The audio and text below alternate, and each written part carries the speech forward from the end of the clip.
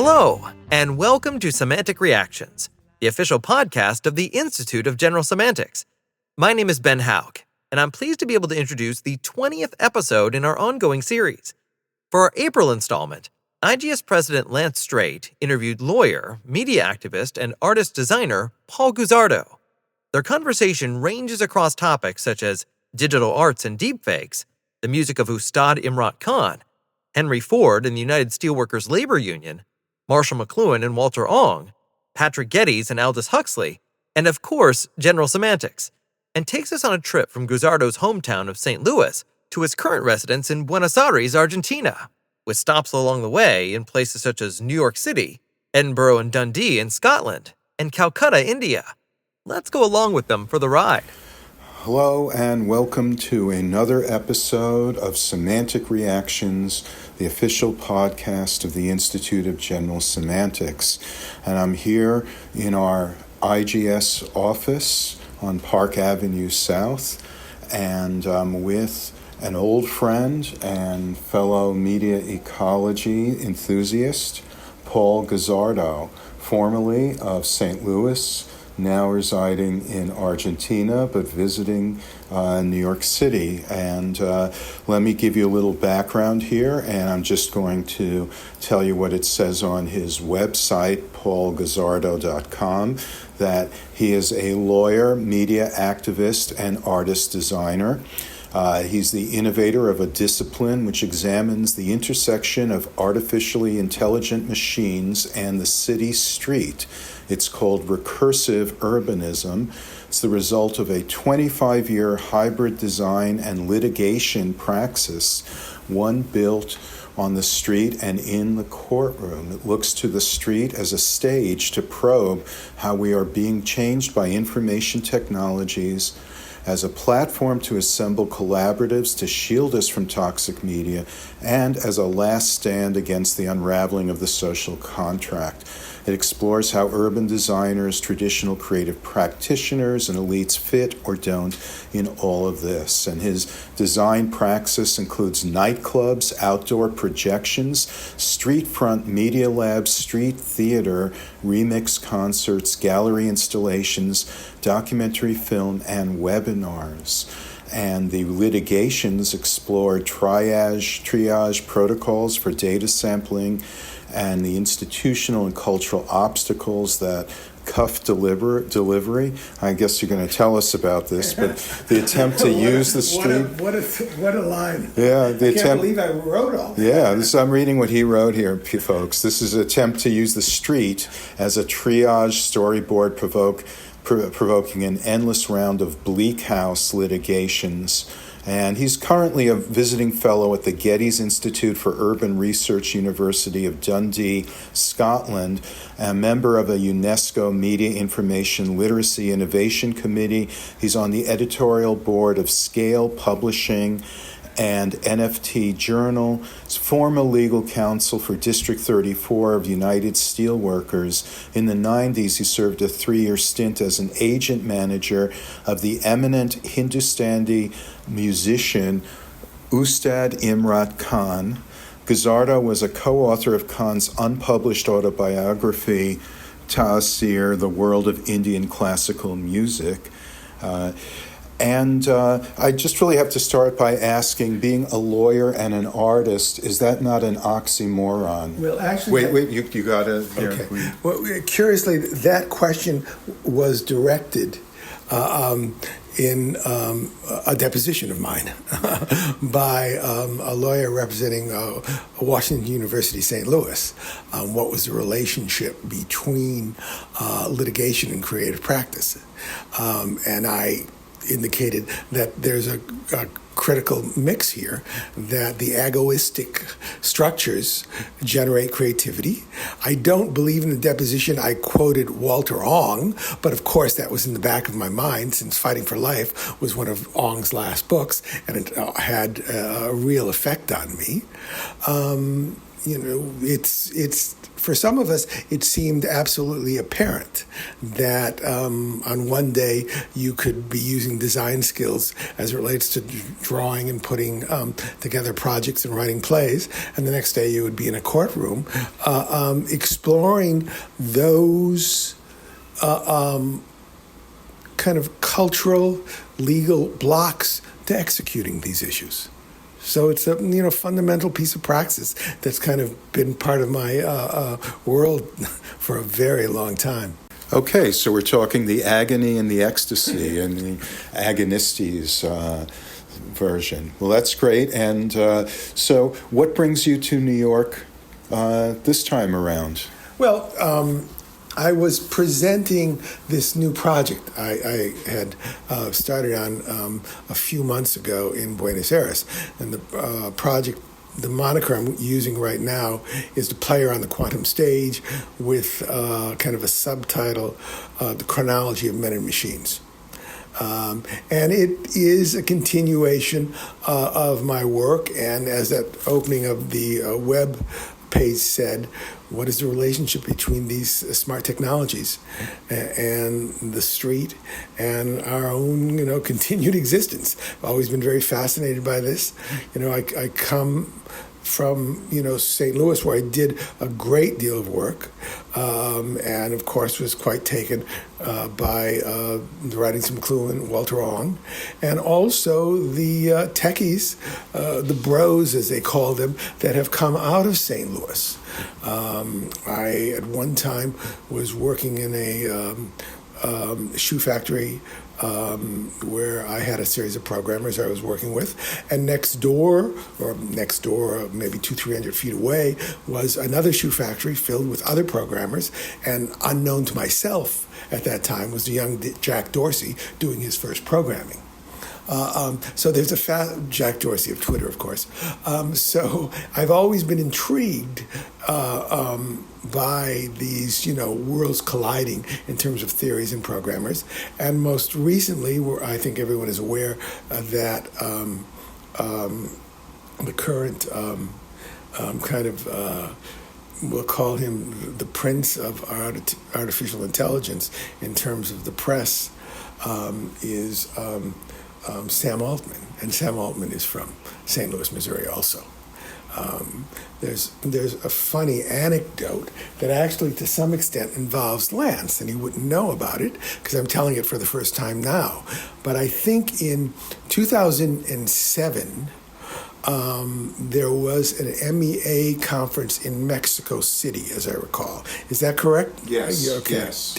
And at that time, I had prepared a documentary which was called Build Better Barrel. And that was to be shown and was shown at the conference. I was unable to attend because I had some elective minor surgery that closed out my attendance, but a partner that I was working with, David Walchek, actually presented the documentary. And in that documentary, if you allow me to take this a little further, it was constructed out of a series of segments, and it dealt with certain subjects I'm talking about right now as it relates to media ecology, my own practice in terms of design. And one of the segments was called Sofa. And in Sofa, I had a series of young men who were on a soccer team playing video games. And the footage was falling into the video games and falling into the players. Subsequently, I found out that one of the soccer members who was on the team but didn't show up for the shoot was a young Sam Altman. And again, these are nothing but a series of kind of fun anecdotes which begin to describe a dynamic in a community where there's this extraordinary media ecology history at the universities, and yet at the same time we have this other stream of techies and technologists or programmers who are pursuing this other agenda and have kind of pushed us into this other world. Well, and you were talking about shoes, so if the shoe fits, I guess you got to wear it. But anyway, St. Louis certainly is a significant kind of node in a lot of networks, and not the least being the fact that Marshall McLuhan taught at St. Louis University, and Walter Ong was one of his students, and then Walter Ong, of course, was there for a great many years, and that's also a locus of the Thomism, which has a certain connection or a parallel to general semantics and its emphasis on sense perception. Thomas Aquinas, all knowledge begins with sense perception, which is, and I believe Korzybski, the founder, Alfred Korzybski was the founder of general semantics, as you know, and I believe he was schooled by the Jesuits as a young man in Poland, Okay. and he certainly, but as a scientist particularly, favored the empirical view, which is also that sense perception is closer to reality, and as we start to abstract out from that using language, we get further away from it, and we need to, of course it gives us our greatest tools, but we need to constantly go back to the facts and evidence that we take in through our senses and through the instruments that extend our senses.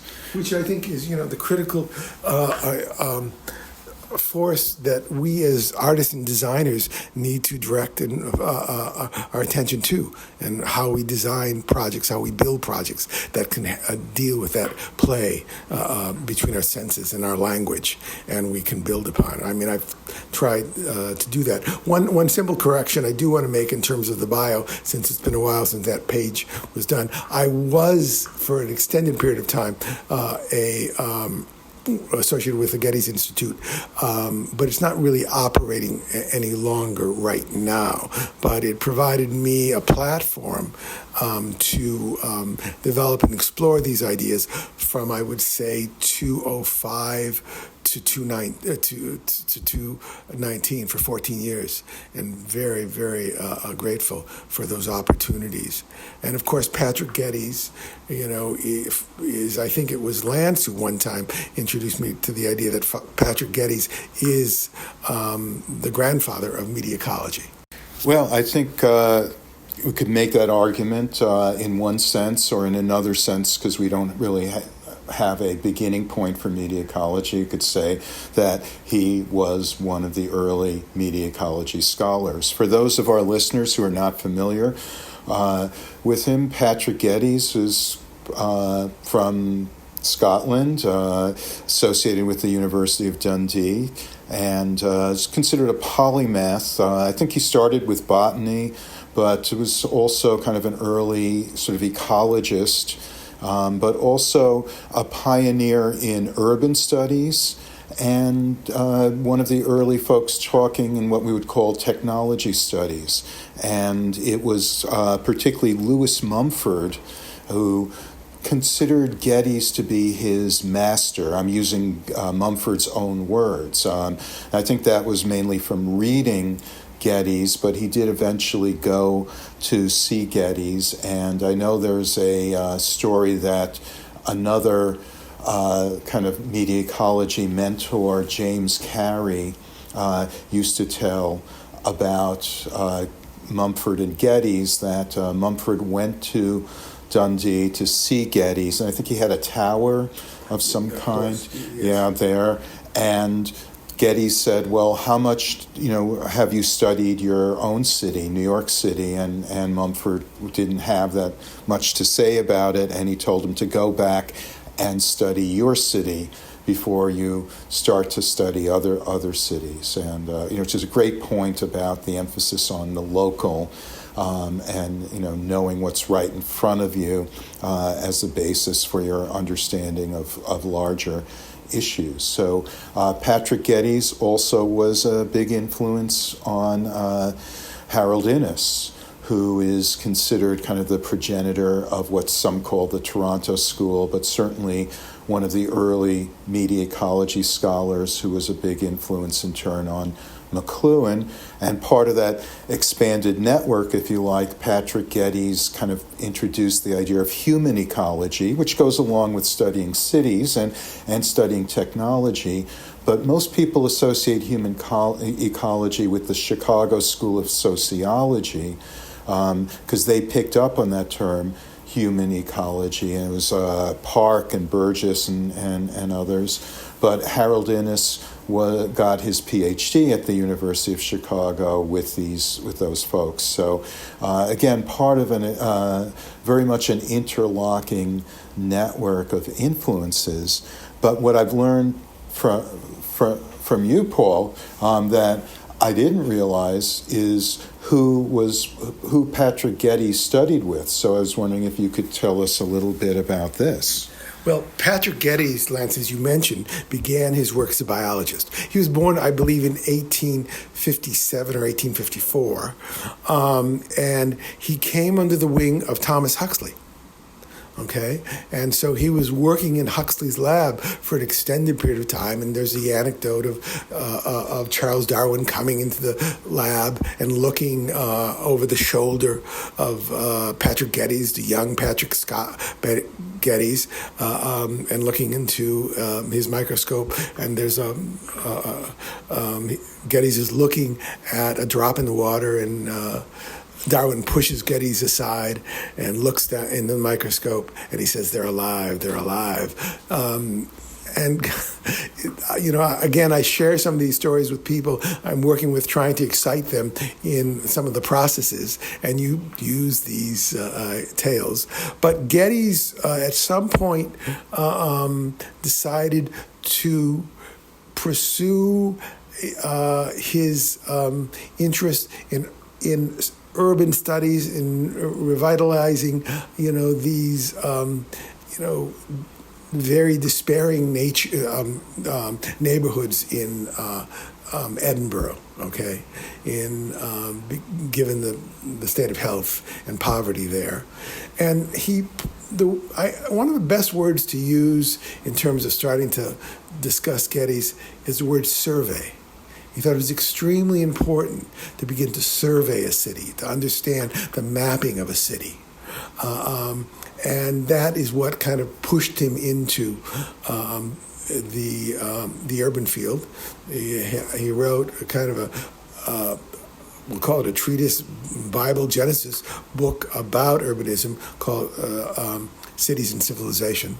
And that was published in, 1915.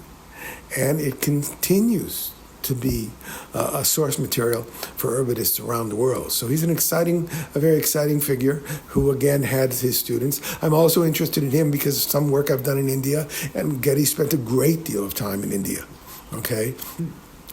He was close to Tagore, which most people might not even be aware of. So there was an element of spirituality in that period of time, which I won't, is kind of beyond my scope of a certain type of spirituality. And Geddes was the true polymath. And there's just so much over the years that I've been able to grab from him and just kind of pushing my own interests. Well, I mean, these connections are amazing. And you mentioned mapping, and of course, the great saying of Korzybski in General Semantics is the map is not the territory. So we're always quite fascinated with the process of mapping, how we map territories and how we mistake maps for the territory. But that actually points to an excellent way that we connect to urban studies. And I'll note in passing that one of the trustees of the Institute of General Semantics, Susan Drucker, is one of the founding members of the Urban Communication Foundation, along with the other founder, Gary Gumpert, who was my professor when I did my master's at Queens College, and we did an episode of Semantic Reactions last year with Gary, that together they've been doing quite a lot of research on urban communication and in urban studies. And then you mentioned India,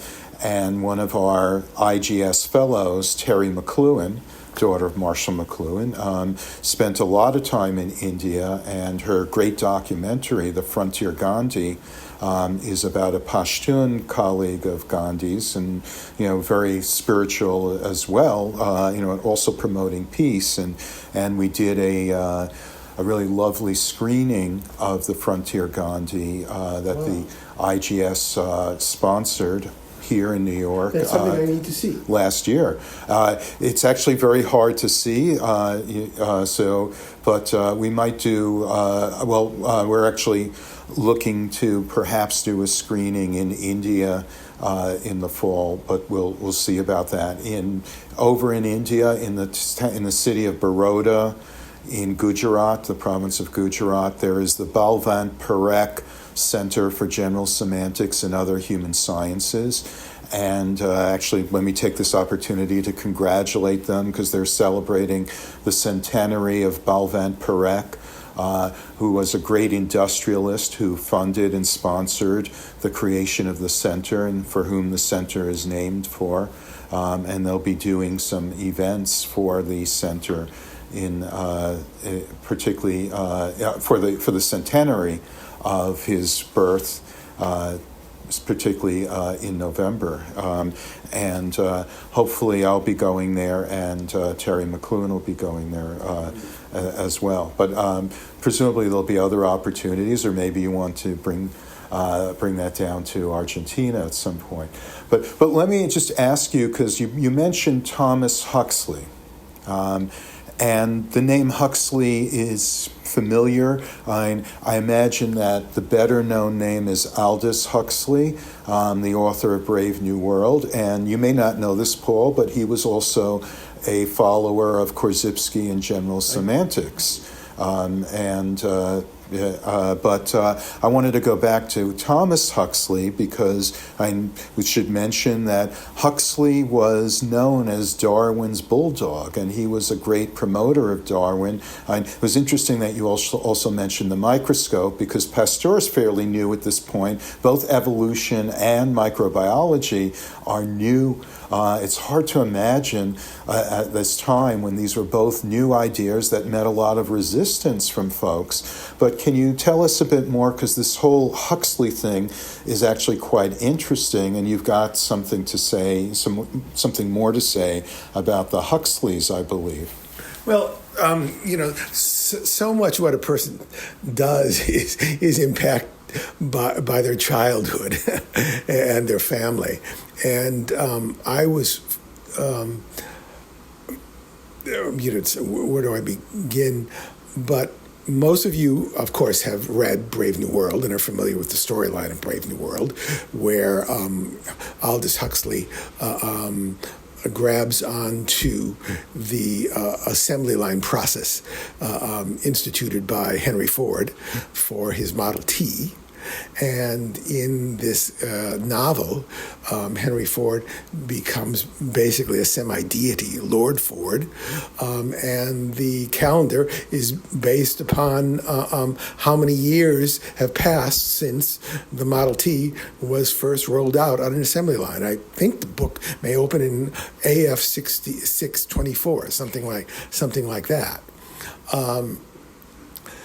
So my interest in this, on one level, stems from the fact that Aldous Huxley, launches his story based upon Henry Ford and the auto production. And when I was born, my father was working for the Reuther brothers. He was an aide-de-camp for one of the brothers, and was setting up educational programs for the international staff.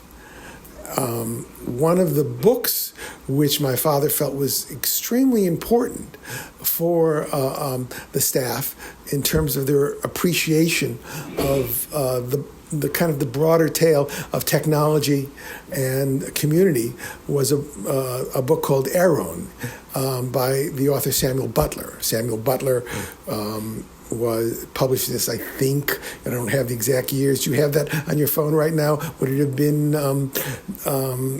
early 1900? Lance is now tapping away, so we have source material, which is not reliant on my somewhat faulty memory. We're looking for the year that Aaron was published. Aaron is novel based upon a wild, dystopic, utopian place. 1872, Era One. Was published in 1872, fine. And it's a story about a civilization that bans machines. The fear is that the machines are growing faster and faster, and they will overtake us, and we will be left with almost nothing. So this story, Aldous Huxley says, opened his eyes to some aspects of technology and tomorrow, and greatly influenced him in the novel Brave New World. So one can imagine that I found, and I was intrigued by the fact that there was a certain family paternal relationship to both the Industrial Assembly Line, the United Auto Workers, the Ruthers, Aaron, and Aldous Huxley. And then please try to connect the dots, and it might make a little sense. So I have used some of these ideas in much of the work that I then have produced over these many years. And I should add that I was also the attorney for the United Steelworkers of America. So in my own life, in my own work, I was exposed to the industrial process and its relationship to workers, and understanding that these machines are tools, and these tools change us. And how do we address that? You know, I just want to add, so I just looked it up. I mean, Aldous Huxley's quote about general semantics, and he said, "General semantics is a linguistic self-control which teaches how symbols are related to experience so as to make it less likely that we take too seriously the absurd or dangerous nonsense that, within every culture, passes for philosophy, wisdom, and political argument." I mean, it just grounds you. It's so easy to be inflated, and this keeps you in place on it. So, where to now, Lance? Well, your father. Well, you know, it's simply over the years, my father worked in a capacity that dealt with these ideas, and while I was just a child, obviously some of this did seep into my consciousness and into my praxis. Okay, and I'm very grateful for that. But you are bringing him up in some of that work that you're doing. Yes, I'm exploring a new project, and I mentioned that earlier, but then we sort of made a turn, so I didn't discuss the project, and it's Player on the Quantum Stage. But before I go into the specifics of the project, the goal of all the projects that I've worked on, and we'll call it in the creative media ecology praxis, however we wish to present it, have involved the attempt to bring together a group of collaborators with me. I sometimes refer to them as a posse, and I use that term because that term comes out of a centennial book about Marshall McLuhan, where Copeland, what's his first name? Douglas Copeland. Yeah, where Douglas Copeland refers to McLuhan putting together a posse in St. Louis, and how this kind of posse structure helps to promote, develop ideas.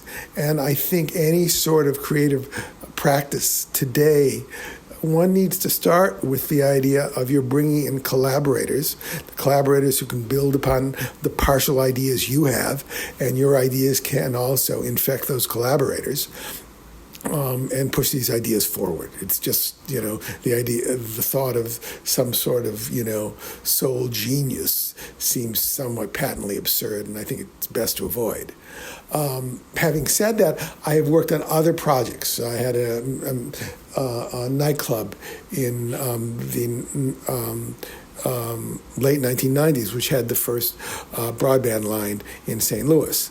And we, sliced and diced information as part of the ongoing ecology of the nightclub. And that's how I was exposed to some of these programmers.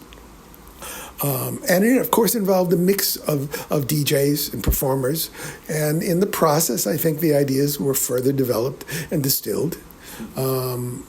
The larger project that I think your audience might really be interested in, because it extended over, I would say, almost a 5-year period of time, was what I call the Josephine Baker Secret Project.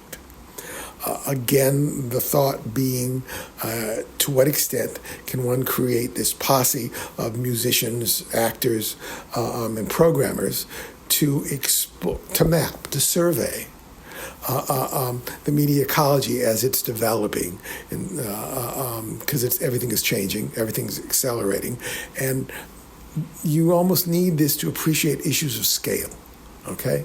And I think that's extremely important, particularly now that we're dealing with some of these AI programs that are just flipping on themselves, in such an extreme fashion. So if I might explain a little bit about the Baker Project, because I think that'll then help understand where I'm going right now and what I'm working on. So for those of you who don't know, we've talked about some of the heritage of St. Louis, Missouri, Marshall McLuhan and Walter Ong, but Josephine Baker was from St. Louis, Missouri. And Josephine Baker was born in 1906, and I think at the age of 17 or 18, then she fled the city and began the career that, is how we remember and recall her. Can you explain who she was, just in case some folks don't know? Yeah, Josephine Baker was a dancer and a singer who, in some respects, was shocking the world of Paris in her banana-clad outfit as she was dancing around. She was African-American. And she was an African-American. She was an African-American woman. And she was a brilliant polymath herself. I think it just should be acknowledged right now. She was an extraordinary character, and a character, as the Spanish word would be personaje. Another term for her would be to use the word trickster. Okay, it's all there.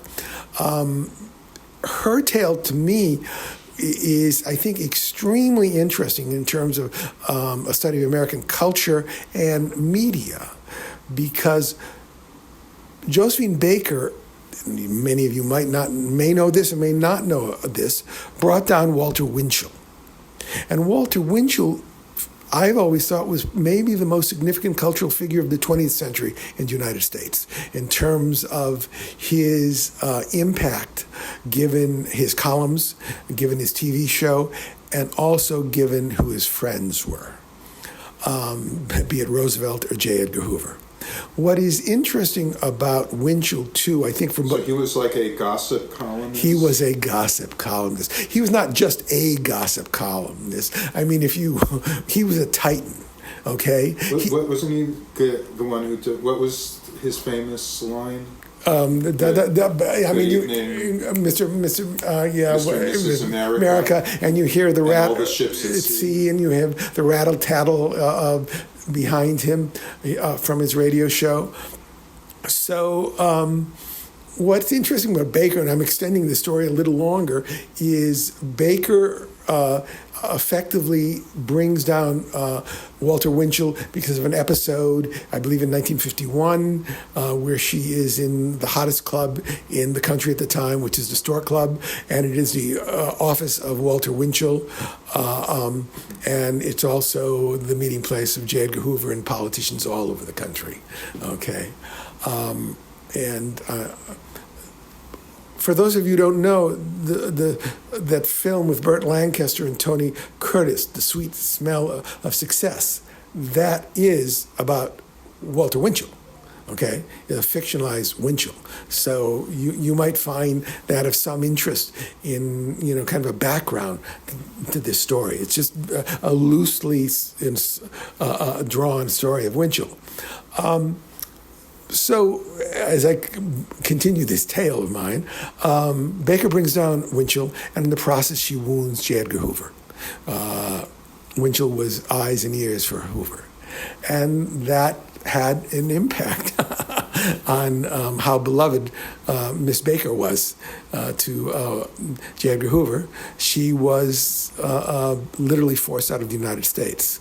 She was tarred with the red brush. And the project that I worked on, which was a play, nightclub performances, a multiple series of installations, wall projections,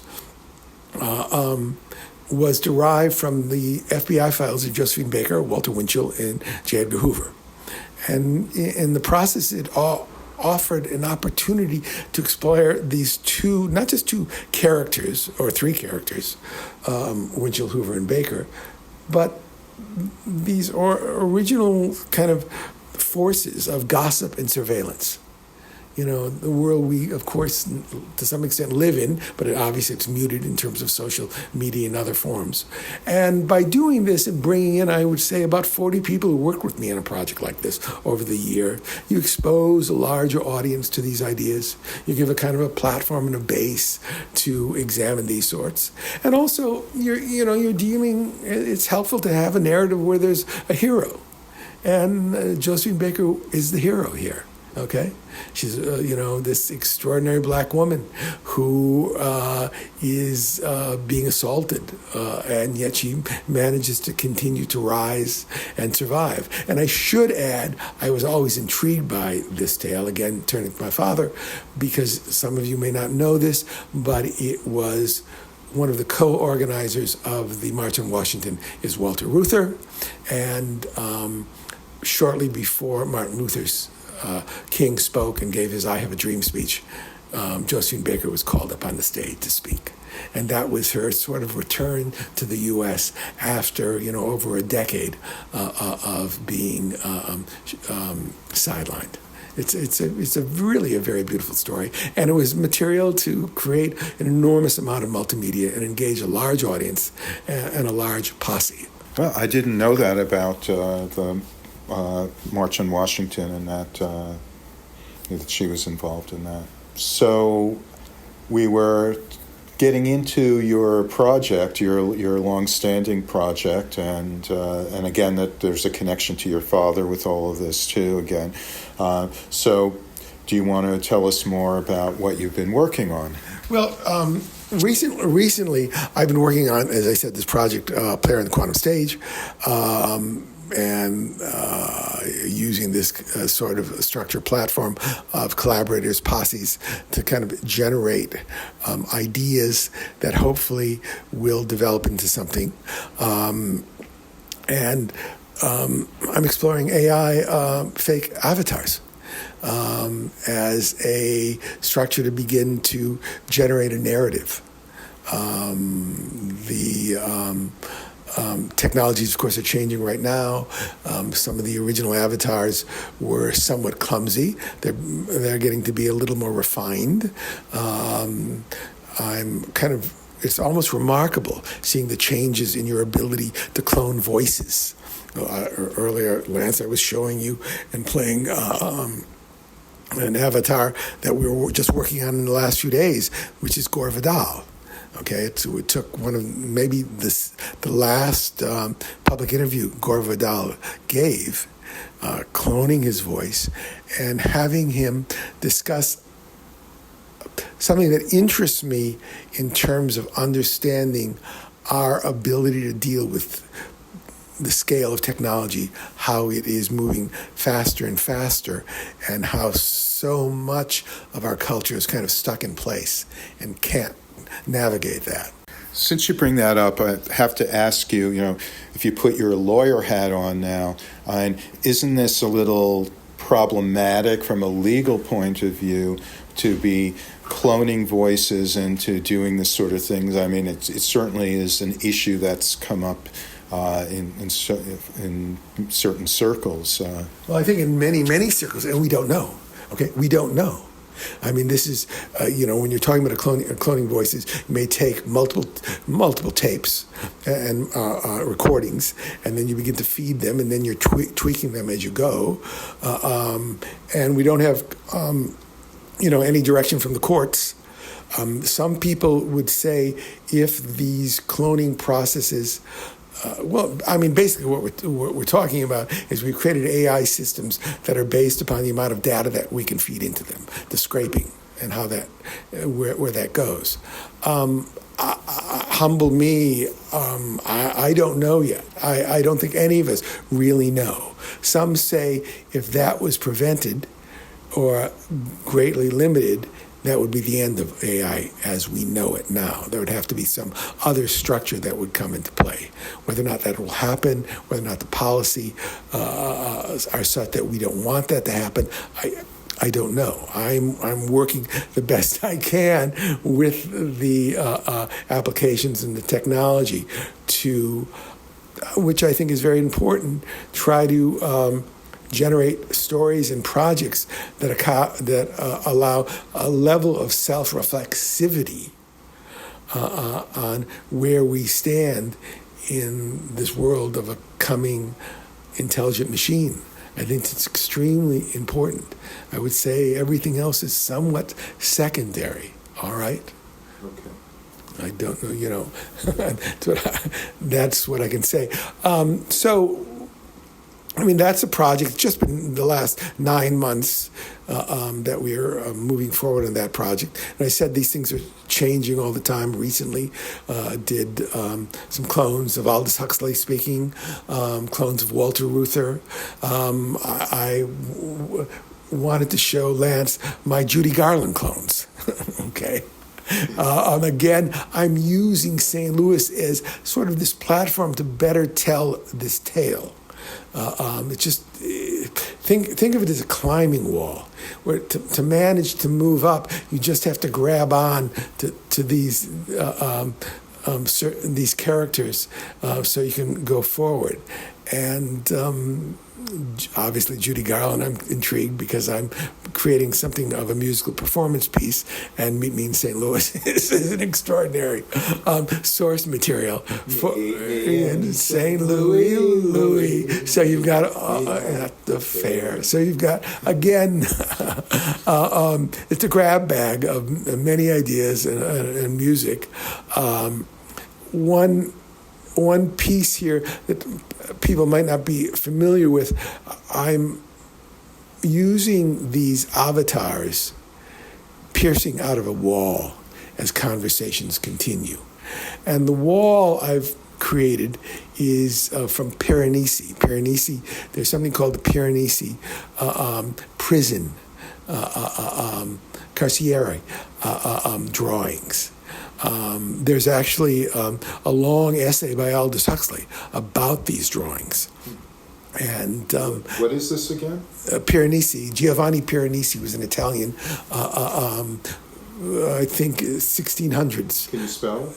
Piranesi, Piranesi,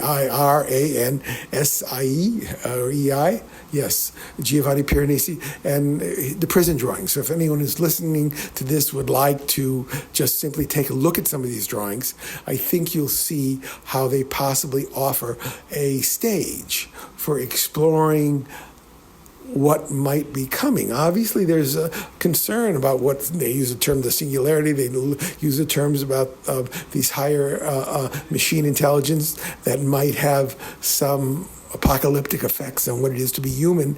So if you're going to explore some of these ideas, what's my set to do it, and how can we push it forward? And Piranesi has offered me a platform to do that. And again, I'd suggest to you, if you're listening, you might just take a look at some of these images. Simply the word "the prison" says a great deal, because I think the ultimate nightmare media ecology is that we fall into a prison, and let's try to avoid that. Well, that's for certain, and I also think of the postmodernists and post-structuralists who talk about the mad prison house of language, and of course, general semantics is the jailbreak when it comes to that.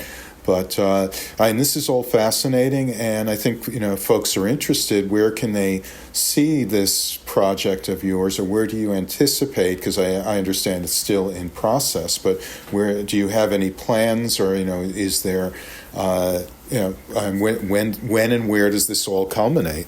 Well, That's a good question, Lance, and I'm not sure I have an answer. I'm actually heading back to Buenos Aires in a couple of weeks, and we're going to be moving forward with a good deal more content, with the expectation that in the next 3 to 4 months we should have sufficient content to possibly go online and to present it.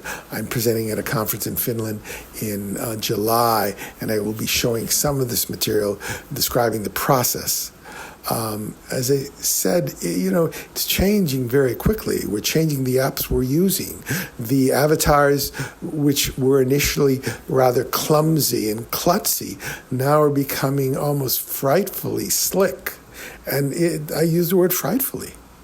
I don't know how else to describe this. Part of it is a burden on me. I want to turn this project into a performance piece that has a strong linear narrative, which I always have difficulties with. But I think it's important. I think if you really wish to engage a larger audience in some of these ideas, you have an obligation to try to pull that line in a taut sort of way. It's been difficult, but I will attempt to do that.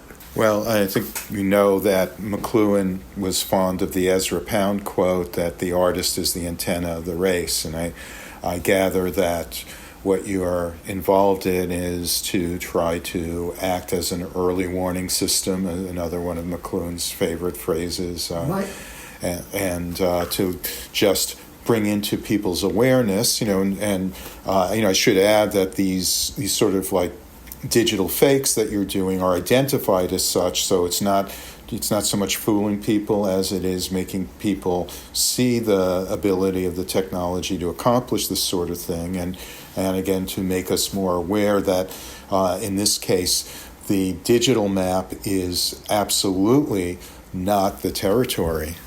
I mean, yes, the early warning system, I think all our concerns is that this is the late warning system, okay? We'll just see. And the other conceit that kind of runs through all of this is use these fakes and use live actors almost in a vaudevillian sort of way, okay? I just think that's the way to go on this. Remember, coming from Godot, there's a strong vaudeville quality there. So in these tales that raise issues of what it is to be human and how we continue to be human, maybe in the end we just grab onto vaudeville and we do the best we can.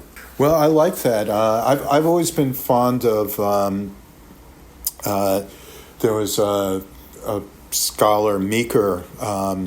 And he did a book called The Comedy of Survival, and it was kind of juxtaposing tragedy and comedy, where tragedy is the idea of the individual who brings about his own doom, but that's this sort of like ego-centered individual, which also relates to the kind of literate mentality, whereas comedy relates to the oral mentality of just trying to get by in a hostile environment, of just survival, hence the comedy of survival, and that is a kind of ecological position to take. The comedy is ecological, where tragedy is sort of like putting yourself outside of your environment and acting as if you can exist apart from it, and then your hubris for trying to control it is what eventually does you in. So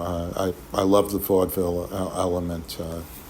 I mean, actually, it's Walter Ong who kind of pushed me in this direction on Homo Ludens, and I think it's Ratner, the other Jesuit who did the book, where they talk about the grave merry man. Okay, it's that world which is mixed together. And I should also add, what intrigued me about the Baker Project was Josephine Baker was a vaudevillian, and Walter Winchell started as a child vaudevillian. And so there's just all these threads there, which, that's my map.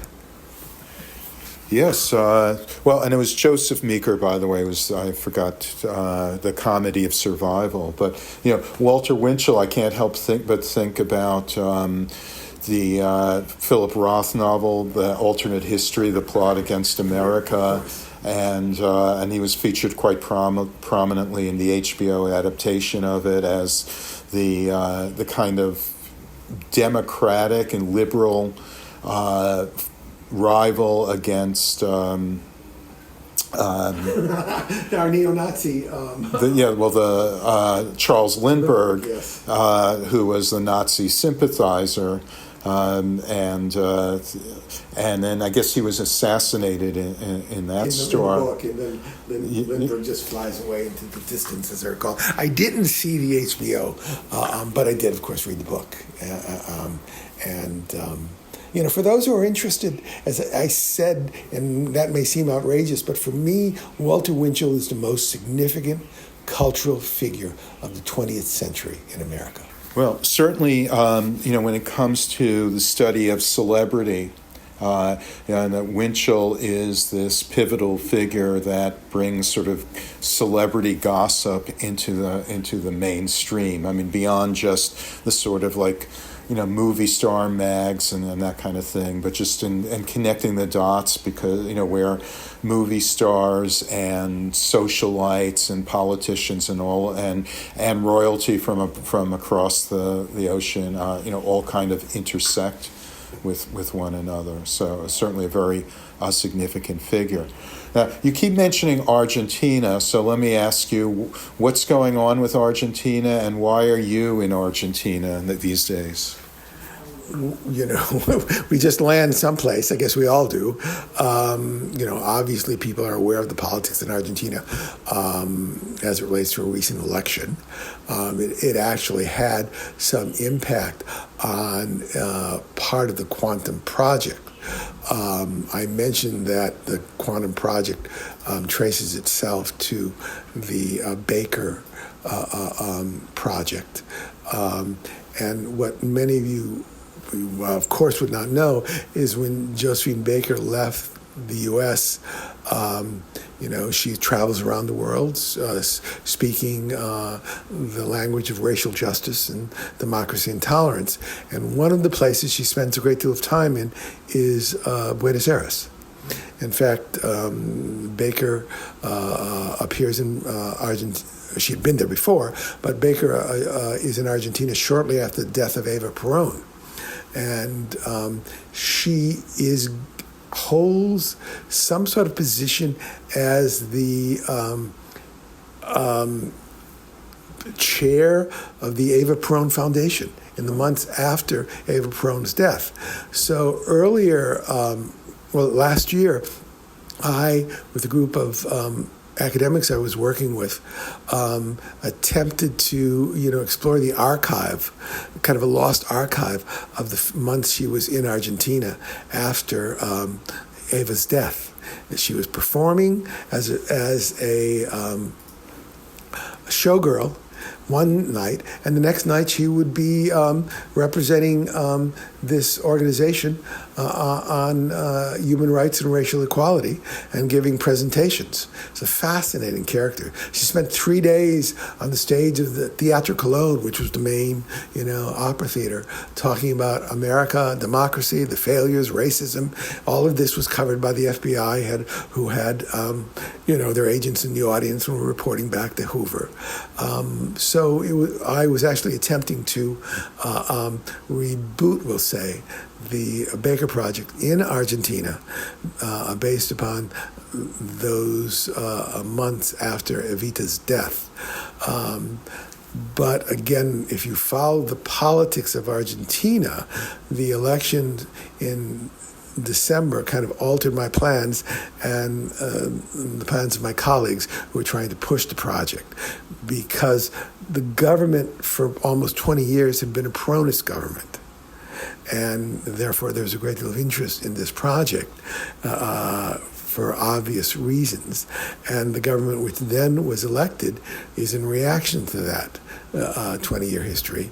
And the current president, Javier Milei, the last thing he would be doing would be celebrating the sanctity of Evita and those around her. Things change, and we have to change with them. Well, that is one of the basic tenets of general semantics, is that things are always changing. Reality is dynamic, and unfortunately, we, especially through language, but even through perception, we tend to see things as permanent and unchanging, and we have to keep in mind that the rug is constantly getting pulled out from under us, or just that we have to, understand and acknowledge and that things are constantly changing. Time is just bottom line. But it's, we will maybe cry for you, Argentina. We'll have to see how that turns out. But I do want to note that, we have some good connections as well to Argentina with one of our longtime general semantics experts and one of our IGS fellows, Laura Bertone, who's the author of The Hidden Side of Babel, which is about her career as an interpreter.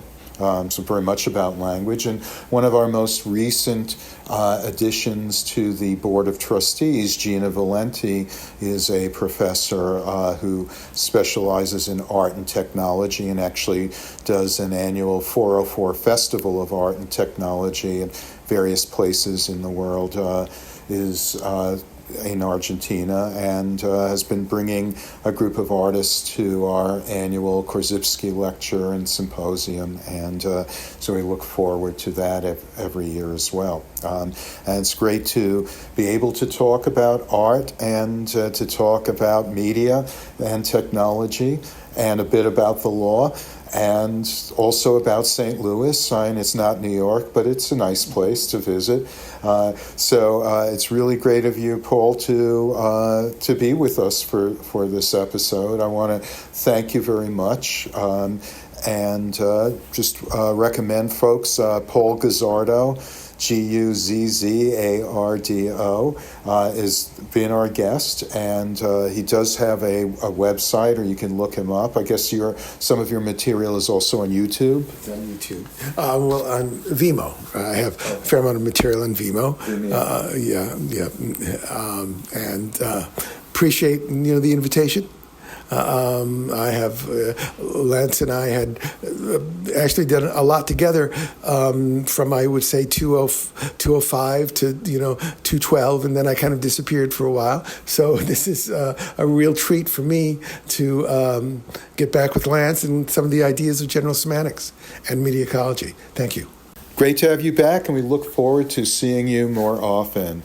You've been listening to our April 2024 episode of Semantic Reactions, recorded at IGS headquarters in New York City and featuring lawyer, media activist, and artist designer Paul Guzzardo.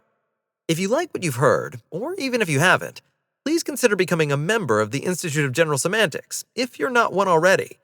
In addition to supporting our efforts, IGS members receive an annual subscription to our journal, etc., a review of general semantics, access to our online and in-person events, lectures, and seminars, and discounts on the books and audiovisual materials that we sell. Regular membership is only $50 and half off for students.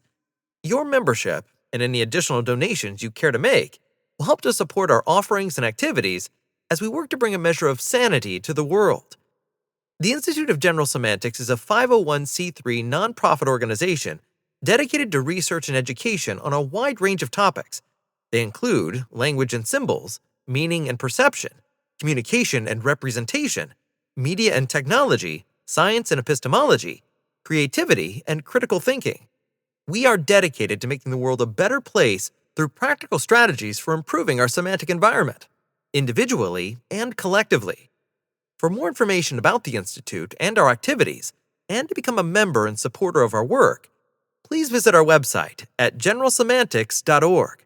That's generalsemantics, one word, .org. And this brings to a close our 20th episode of Semantic Reactions, the official podcast of the Institute of General Semantics. This is Ben Houck signing off, saying, we hope you'll join us next time. And until then, just remember this simple fact, that the map is not the territory.